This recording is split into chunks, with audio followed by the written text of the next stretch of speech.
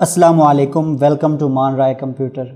दोस्तों, अगर आपने साल 2021 का गोशवारा सबमिट कर दिया है तो यकीनन आपने ये गलती ज़रूर कर दी होगी, क्योंकि यूट्यूब के अंदर हर कोई कॉपी पेस्ट कर रहा है और हर कोई ये गलती कर रहा है और इस चीज़ के बारे में वजाहत से बयान नहीं कर रहा और हर बंदा जो है वो उसी तरह यूट्यूब से देखकर इस चीज़ को जो है वो सबमिट कर रहा है।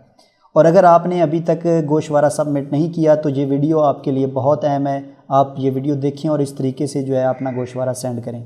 और अगर आप अपनी गोशवारा जो है वो सेंड कर चुके हैं तो आप इस वीडियो को देख लें और इसके अंदर जो गलती आपने की है उस गलती को ध्यान से समझ लें और फ़ौरन से पहले 30 सितंबर से पहले अपनी इस गलती को दुरुस्त कर लें। तो गलती क्या हो रही है, यहाँ पर आप लिखते हैं जी सैलरी में आप लिखते हैं, यहाँ पर आपकी जितनी भी सैलरी होती है वो यहाँ पर लिख देते हैं। उसके बाद आप आ जाते हैं एडजस्टेबल टैक्स के ऊपर। यहाँ पर एडजस्टेबल टैक्स में आप अपना वो टैक्स दर्ज कर देते हैं जो आपका होता है पेएबल टैक्स। यानी कि मैं आपको दिखा देता हूँ, ये स्लिप है जिस बंदे की मैं अभी ये सेंड कर रहा हूँ, तो ये उसकी स्लिप है। यहाँ पर 3 चीज़ें दी हुई हैं, एक है टैक्स पेएबल, एक है रिकवर्ड, एक है एग्जेम्प्टेड। ये 3 चीज़ें हैं। पेएबल का मतलब ये होता है कि जो तनख्वाह आपने ली है उसके ऊपर इतना टैक्स बनता है। रिकवर्ड का मतलब ये है कि जितना टैक्स आपकी तनख्वाह में से कटौती जो हुई है वो वाला जो है उसको रिकवर्ड टैक्स कहेंगे।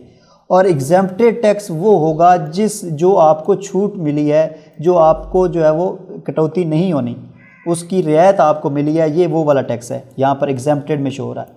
तो हम लोग क्या कर रहे हैं, यूट्यूब के ऊपर सब लोग जो है वो ये गलती कर रहे हैं, वो ये वाला टैक्स जो है वो पेएबल के अंदर दर्ज कर रहे हैं और उनका हालांकि हुआ है ये वाला, कटौती तो उनकी ये वाली हुई है, लेकिन वो ये वाला दर्ज कर रहे हैं और इन दोनों चीज़ों के बारे में कोई जिक्र नहीं कर रहे, जो कि वो बहुत बड़ी गलती कर रहे हैं। यानी कि 25% आप लोग इजाफी शो कर रहे हैं कि आपने जो है वो ज़्यादा टैक्स दिया, हालांकि आपने दिया 25% कम है, आपकी कटौती 25% कम हुई है, तो आप शो कर रहे हैं कि आपने 25% ज़्यादा दिया है। तो उसका क्या मसला बनेगा, जब आपका चेक होगा तो उस वक्त ये हो सकता है कि आपका टैक्स तो कटौती हुई है इतनी और आपने जो है वो ज़्यादा शो की हुई है इतनी, यानी कि उसमें ये चीज़ आ सकती है कि आपको हो सकता है कि आपको नोटिस मिल जाए।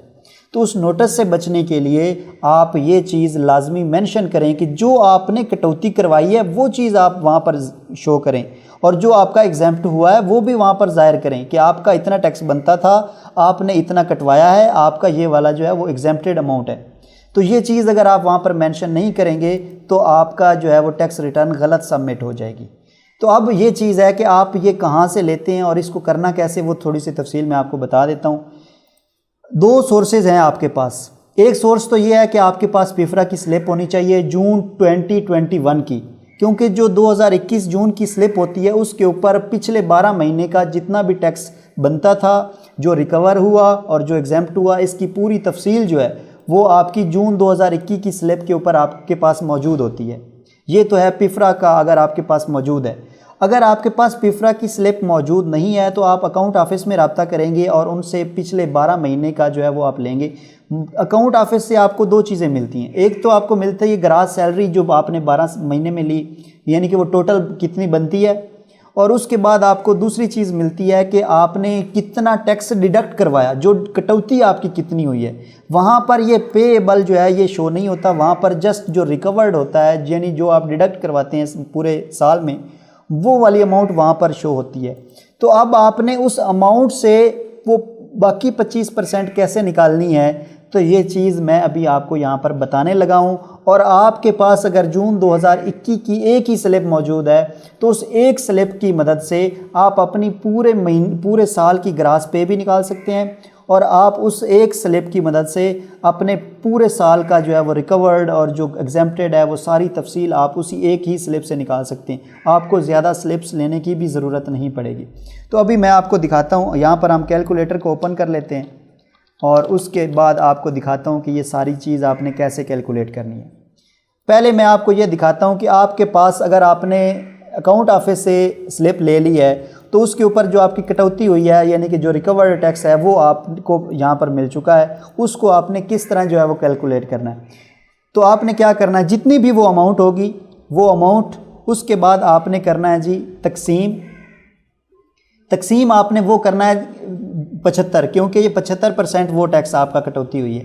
तो 75 तकसीम करेंगे, उसके बाद आप करेंगे ज़रब 100, तो ये आपकी 100% जितनी भी बनती थी वो अमाउंट आ जाएगी, जो कि ये है, ये 12,576 रुपये। तो ये वाली अमाउंट आपकी यहाँ पर आ जाएगी। अब आपकी 12,576 में से आपने करना है जी माइनस वो वाली अमाउंट जो आपने डिडक्ट करवाई है। तो ये 3144 रुपये बकाया आपके यहाँ पर बच जाएंगे, जो आपके एग्जाम्प्ट हुए हैं। ये चीज़ तो आपकी यहाँ पर क्लियर हो गई कि आपने उसको किस तरह निकालना है, पेएबल आपने कैसे निकालनी है। अब अगली चीज़ जो मेन है कि आपके पास पेएबल अमाउंट आ गई है, उस पेएबल अमाउंट से आपने पूरे 12 महीने जो हैं उनकी ग्रास सैलरी कैसे निकालनी है। तो ये 12,576 है, ये आपको पता होना चाहिए कि ये 6 लाख से जो ऊपर होता है, जितनी भी अमाउंट होती है उसके ऊपर 5% टैक्स होता है, ये वाला। तो हम ज़रा निकालते हैं 12,576, ये 5% टैक्स है 6 लाख से ऊपर। तो इसको आप करेंगे तकसीम 5 करेंगे और ज़रब आप इसको कर देंगे 100। ये आपका 2,51,520 रुपये बनते हैं, जो 6 लाख से ऊपर हैं। अब इसमें 6 लाख आप ऐड करेंगे, अब आपका बन गया 8,51,520। ये अमाउंट आपकी ग्रास सैलरी बनती है जो आपने 12 महीनों में ली है। अब आप आ जाते हैं यहाँ पर इंफॉर्मेशन सिस्टम के ऊपर, इस मेन टैब के ऊपर, यहाँ सैलरी पे जाएं और ये देखें तो यहाँ पर हमने वही सैलरी जो है वो दर्ज की हुई है 8,51,520 रुपये। अब इसको यहाँ पर आप कैलकुलेट कर देंगे। अब सीधा आप आ जाएंगे कंप्यूटेशंस के ऊपर।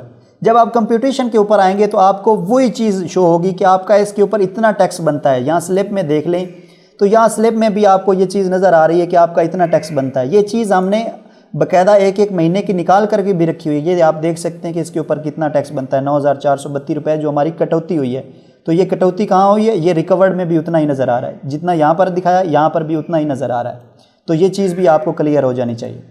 अब आपने क्या करना है जी, ये हमारे पास 12,576 रुपये बनते हैं, यहाँ पर भी वो शो कर रहा है कि 12,576 रुपये बनते हैं, लेकिन हमने कितने पे किए हैं, रिकवर्ड हमारा कितना हुआ है, वो है 9,432 रुपये। आपने क्या करना है, एडजस्टेबल टैक्स में आना है। यहाँ पर ये जो सेक्शन 149 है, यहाँ पर आपने वो अमाउंट दर्ज करनी है जो अमाउंट आपकी डिडक्ट हुई है। यहाँ पर पेएबल अमाउंट दर्ज नहीं करनी। अगर आप पेएबल अमाउंट दर्ज करेंगे तो आप 25% इजाफी रकम लिखेंगे, जिसका मतलब ये होगा कि कटौती आपकी 25% कम हुई है और आप 25% ज़्यादा लिख रहे हैं। यानी कि आपका वो शो हो जाएगा टैक्स एडमिटेड के ऊपर। जब आप कंप्यूटेशंस में जाएंगे तो उसमें वो आपने 25% ज़्यादा शो कर दी है। जब आपका चेक बैलेंस होगा तो उसमें ये चीज़ ज़ाहिर होगी कि इस बंदे का टैक्स तो 25% इतना कम इतना बनता है, इसने तो इतना ज़्यादा लिखा हुआ है। तो वो बाकी का जो टैक्स है वो आपसे क्लेम भी कर सकते हैं कि आप ये वाला टैक्स जो है ये डिडक्ट करवाएं, ये वाला टैक्स जो है ये पे करें, उसके ऊपर आपको फ़ाइन भी कर सकते हैं। तो आपने यहाँ पर प्रॉपर तरीका क्या है कि आपने वो वाला टैक्स यहाँ पर दर्ज करना है जो आपकी कटौती हुई है। यहाँ पर लिखेंगे 9,432 रुपये, यहाँ पर इसको करेंगे कि 2 बार कैलकुलेट। अब आप आ जाएंगे कंप्यूटेशंस के ऊपर। अब ये देखें, हमने ये चीज़ दर्ज कर दी कि 9,000 बनता था 12,576 रुपये, जो ये हमारी अमाउंट है सैलरी की, इसके ऊपर टैक्स बनता था 12,576 रुपये। हमने जो है वो कितने पे किए, 9,432 रुपये। 3144 रुपये वो कहता है एडमिटेड इनकम टैक्स, यानी कि ये आपने कम लिखे हैं। अब इसको हमने किस तरह जो है वो दर्ज करना है, ये हमें जो छूट मिली है वो खुद इनकम टैक्स वाले छूट दे रहे हैं। तो अब इसको कहाँ पर मेंशन करना है या इसको किस तरह जो है वो हमने हल करना है। तो सारी वीडियो आज इसी चीज़ के ऊपर बेस्ड थी, इसी के लिए मैंने ये वीडियो बनाई है। मैं काफ़ी दिनों से ये सोच रहा था कि मैं इसके ऊपर वीडियो बनाकर आपको ये चीज़ बता दूँ, लेकिन वक्त की नज़ाकत की वजह से मुझे फुर्सत नहीं मिली। लेकिन मैंने अभी सोचा कि मैं आपको ये चीज़ बता दूँ ताकि आप ये चीज़ जो है वो क्लियर कर सकें। तो अब आपने आ जाना टैक्स रिडक्शन के ऊपर। ये टैक्स चार्जेबल के अंदर एक ही ऑप्शन है टैक्स रिडक्शन, आपने इसके ऊपर आना है। जब आप इसके ऊपर आएंगे तो आपको ये वाला जो फर्स्ट सेक्शन मिलेगा 9302 का, इसमें आप ज़रा पढ़ें तो आपको ये चीज़ नज़र आएगी। Tax reduction for full time teacher, researcher, except teachers of medical professions who drive income from private medical practice. तो ये बता रहे हैं कि जो टीचर हैं और रिसर्चर हैं उनको रिडक्शन होती है, तो वो रिडक्शन की जो अमाउंट है वो आपने यहाँ पर दर्ज करनी है। तो ये रिडक्शन आपको है या नहीं है आप ये डिडक्शन ले रहे हैं या नहीं ले रहे हैं, तो इस चीज़ का आपको पता चलेगा आपकी सैलरी स्लिप से। आपने अपनी सैलरी स्लिप देख लेनी है। अगर आप टीचर के अलावा किसी और प्रोफेशन से ताल्लुक़ रखते हैं तो आपने अपनी सैलरी स्लिप देखनी है, उसके ऊपर ही ये चीज़ें सारी मेंशन है। ये वाला सेक्शन ख़ास करके आपने देखना है, इनकम टैक्स वाला, इसमें ये सारी चीज़ क्लियर होगी। आपने इसको ध्यान से देखना है। अगर आपको रिडक्शन मिल रही है तो वो आपने दर्ज करनी है, अगर आपको रिडक्शन नहीं मिल रही तो फिर आपने इस सेक्शन को जो है वो छोड़ देना। आपका इस सेक्शन से कोई ताल्लुक़ नहीं है। तो ये एग्जेम्प्टेड अमाउंट हमारी बनती है 3144 रुपये।